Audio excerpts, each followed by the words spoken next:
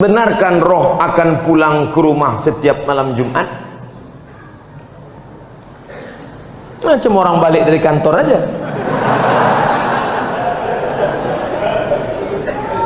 Roh itu tempatnya 3. Buka judul kitabnya Roh. Nama penulisnya Ibnu Qayyim Al-Jauziyah. Yang pertama, letak roh orang baik-baik tempatnya Illiyin. Ruh orang yang jahat-jahat tempatnya sijjin. Yang ketiga, Allah kuasa mengendalikan ruh. Ruh bisa balik, ruh bisa masuk ke kubur, ruh bisa merasakan azab kubur, ruh bisa menengok orang ziarah. Tapi kita tak tahu kapan dia baliknya, harinya, segala macam. Kalau ada yang mengatakan ruh balik hari Jumat, bukan hadis Nabi, tapi pendapat ulama, ijtihad ulama. Tapi pendapat yang kuat bahwa roh itu 3. Pertama, ditempatkan di Illiyin. Yang kedua, yang jahat-jahat di sijjin. Yang ketiga, ada saatnya Allah Maha Kuasa menempatkan dia di mana. Seandainya nanti tiba-tiba waktu Abdul Somad meninggal, ada jamaah masjid Al-Muslimin kerasukan, dipanggillah Ustadz Musdar Ruqyah. Allahu la ilaha illa qayyum la ta'khudhuhu sinatun wa la naum. Aku Abdus Somad. Betul kau nih, kata Ustadz Musdar. Kita sama-sama di Mesir dulu. Betul, jangan tanya lagi. Kalau memang betul, pernah ceramah dulu di Masjid Al-Muslimin? Pernah. Hari apa tuh? Hari Senin malam Selasa tanggal 26 malam 27. Dia, maka itu bukan ruh Abdul Somad, tapi jin qarin. Karena setiap kita yang lahir ini ada jin pendamping yang ikut waktu kita lahir. Jin saya ikut nih, maka ketika saya mati dia tak mati, dia hidup. Dia tahu kemana jadwal-jadwal saya, bisa ditirunya suara saya. Kalau memang betul kau Ustaz Somad, coba ceramah. Assalamualaikum. Dia nih bukan. Itu bukan ruh, karena ruh tak bisa dipanggil. Kalau bisalah ruh dipanggil, maka bisalah dipanggil ruh Nabi Muhammad SAW untuk ditanya mana hadis sahih, mana hadis dhaif, mana hadis palsu. Oleh sebab itu maka jangan mudah dengan nanti datang penipu-penipu yang mengaku bisa memanggil ruh si fulan, emang jelangkung. Jelangkung jelangsik, datang tak diuntang, balik tak dijemput, pup keranjang arang. Yang ketawa berarti udah tua. Anak-anak sekarang mana dia tahu? Dulu kamu zaman-zaman forecast. Tahu juga Ustadz tuh. Enggak, saya tak pernah manggil. Ustadz, sebenarnya berapa kali Nabi Muhammad haji dan umrah? Pindah dari kota Makkah ke kota Madinah Al-Munawwarah. Tahun 1 tak ada, tahun 2 tak ada, tahun 3 tak ada, tahun 4 tak ada, tahun 5 tak ada, tahun 6 mimpi sahabat. Pas paginya, ya Rasulullah, ya malam tadi aku mimpi. Apa mimpimu? Malam tadi aku mimpi kita melihat Nabi bercerita, sahabat pun meyakini. Malam tadi aku mimpi melihat kita tawaf, sa'i dan tahallul. Berarti itu wahyu dari Allah Subhanahu wa taala. Maka kalau begitu mari kita ke Makkah. Mereka pun ramai-ramai menuju Makkah untuk melaksanakan umrah. Tapi sampai di Hudaybiyah. Hudaybiyah ini 22 km sebelum masuk Makkah, dihadang oleh kafir Quraisy, tak jadi masuk. Maka disebut umrah itu umrah tak terlaksana, diqadha tahun ke-7. Maka Nabi umrah 4 kali. Tahun ke-6, tahun ke-7, tahun ke-8 pembebasan kota Makkah, tahun ke-10 saat melaksanakan haji wada. Umrah 4 kali, haji 1 kali. Nah, jadi Bapak Ibu yang mau melaksanakan umrah tahun 2020, kita berangkat bulan Januari, umrah akbar bersama Ustadz Somad, bersama Travel Grand Safa Nauli. Kok ke situ pula perginya Pak Ustadz? Entah, itu yang ditanyanya tadi. Saya umrah setahun sekali aja, tak pernah pergi tiap bulan, enggak. Sekali, bulan Januari saja. Kenapa Ustadz pilih bulan Januari? Dingin, saya tak tahan panas. Panas menggelutar jantung. Haji Pak Ustaz, haji Nabi sekali aja. Bapak Ibu yang sudah haji jangan pergi haji lagi. Berapa biaya pergi haji? ONH plus 100 juta. Bagus buatkan kelas untuk anak yatim. Assalamualaikum. Waalaikumsalam. Ini kenapa anak yatim banyak betul di panti ini? Tak ada kelas Pak Haji. Berapa biaya buat kelas 1? 100 juta. Buatkan. Duitnya Pak Haji, nanti kita cari.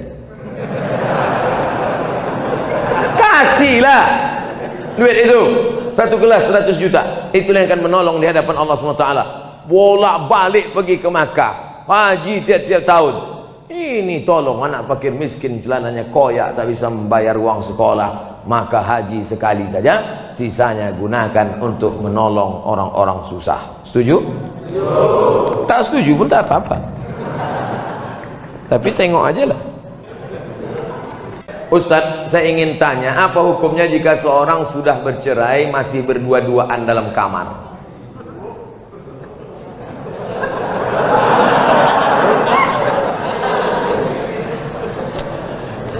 Laki-laki menjatuhkan tolak kepada perempuan, aku cerai engkau talak satu, maka dia masih satu rumah selama iddah 3 bulan, tapi tidak sekamar, hanya pindah kamar. Ku talak engkau talak satu, kau pergi kamar sana, aku kamar sini. Pas malam tuh hujan. Tinggal ketuk aja. I back to you my dear. Tapi ingat, sudah terhitung talak satu. Yang tak boleh balik itu talak 3. Talak 3 bisa jatuh dalam satu majelis dengan cara 2. Pertama, ku talak engkau, ku talak engkau, ku talak engkau, jatuh 3. Macam iklan. Atau saking marahnya, ku tolak kau 100, jatuh 3. Makanya laki-laki sebelum kalian nikah, kursus dulu fikih. Jangan cukup nasihat Pak Kua 30 menit sambil tanda tangan ngasih pas foto. Tak cukup, tak ngerti masalah fikih.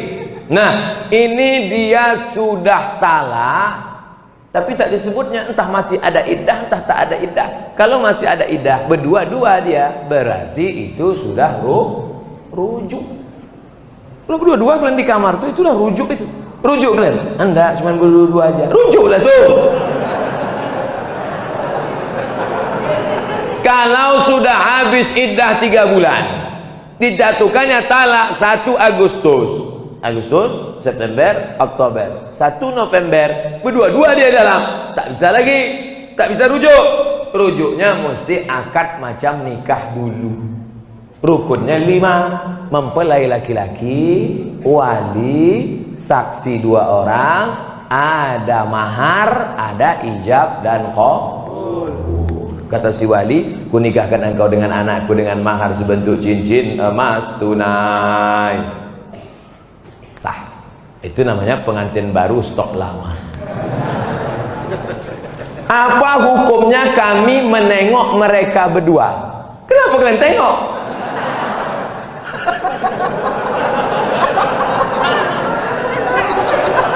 Man ra'a minkum mungkaran, siapa di antara kalian menengok kemungkaran, falyughayyirhu biyadihi, robah dengan tangan.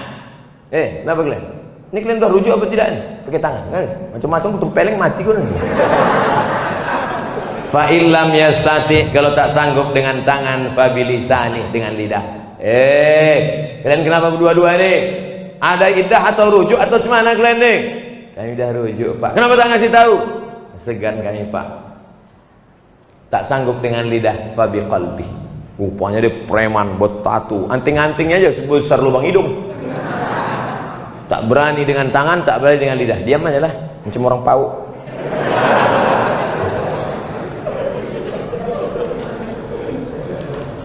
Pak Ustadz yang kami cintai, so sweet. Saya punya teman seorang peruqyah. Peruqyah itu artinya ustadz yang bisa ruqyah. Jangan kedukun. Kalau ini diganggu jin, diganggu setan, jangan kedukun, tapi pergi ke ustadz ruqyah. Kalau untuk Medan Sumatera Utara namanya Ustadz Musdar Bustaman LC, penulis buku ensiklopedia ruqyah. Cari di internet, Musdar Bustamam LC. Kakak kelas saya waktu di Mesir dulu, jenggotnya segini. Belum dibacanya ayat kursi, baru nengok jenggotnya, sehat orang.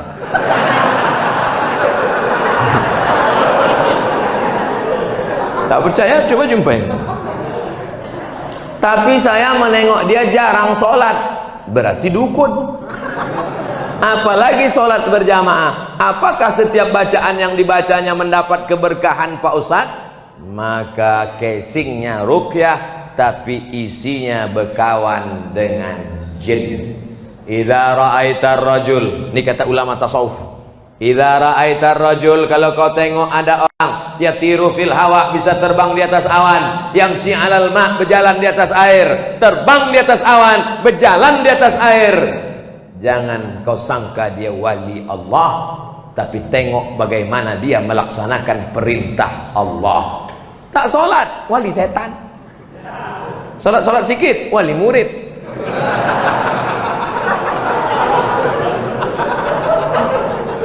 Jangan terpukau karena aneh-anehnya bisa dihilangkannya Pak Ustaz.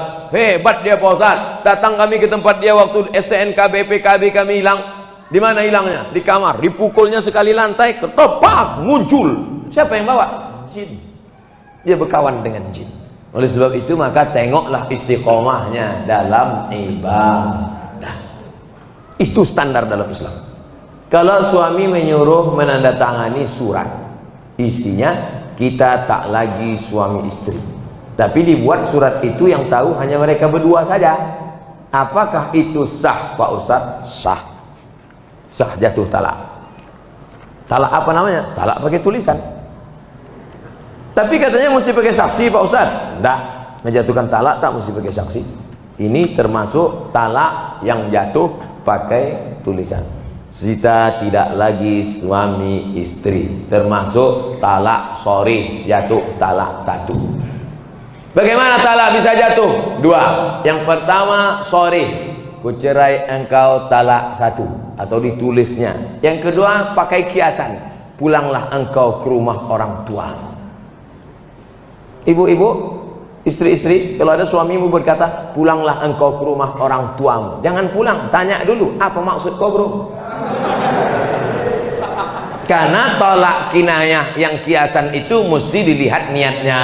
Kalau niatnya niat tolak, maka jatuh tolak. Tapi kalau tak ada niat tolak, enggak. Pulanglah kau. Muak kali aku nengok, pergi kau balik. Abang, apa niat? Enggak ada, nyuruh balik aja. Baliklah. Makanya perempuan itu mesti ngerti. Perempuan jangan mau dibodoh-bodohi. Pulang sana, pergi pulang. Maksud abang pulang apa ini? Enggak, maksudnya pulang liburan aja. Baliklah.